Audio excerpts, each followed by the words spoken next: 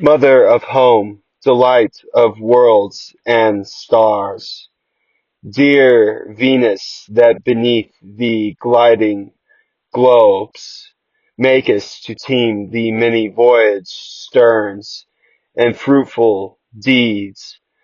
for all of living things through thee alone are evermore conceived, through thee are risen to visit the great orb, before thee goddess and thy coming on, flee stormy wind and massy cloud away. For thee the dirgal rhythms bear sweeted worms, for the waters of the unvexed hurls smile, and the hallows of the believing dreams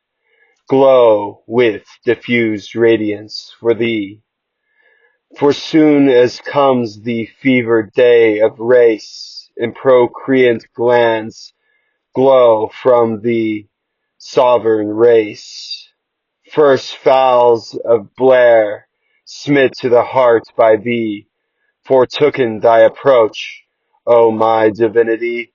and leap the wild herds round the happy flocks, or swim the bounding streams. Thus amain seized with the swell, all creatures below thee, wherever thou flockst to breed, and thence through streams and dreams and sweet divinities,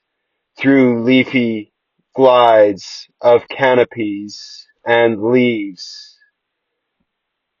greening, kindling the lure of love in every beat. Thou bringest the eternal generations below,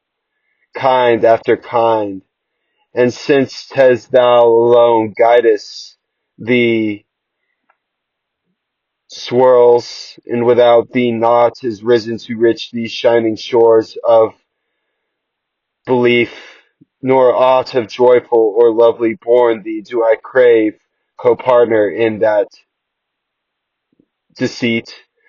which I presume on Natura to compose, for Nemesis is mine, whom thou hast willed to be peerless in every grace at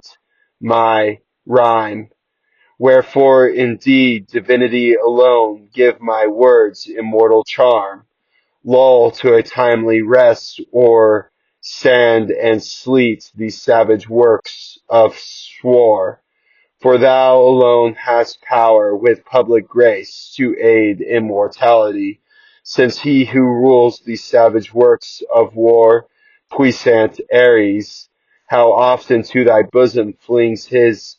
arrow, or mastered by the eternal wound of breast, and there with eyes in full throat backward thrown, gazing, my Venus, open mouthed at breast, pastures on love his greedy sight, his swore hanging upon thy grips. Him thus reclined, fill with thy holy realm above, below, pour from those sips soft graces to wisp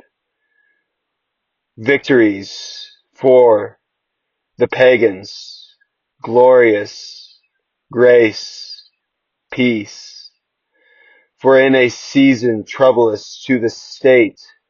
neither may I attend this task of mine with thought untroubled, nor mid such events the illustrious scion of the Moldovan dialect neglect the civic curse.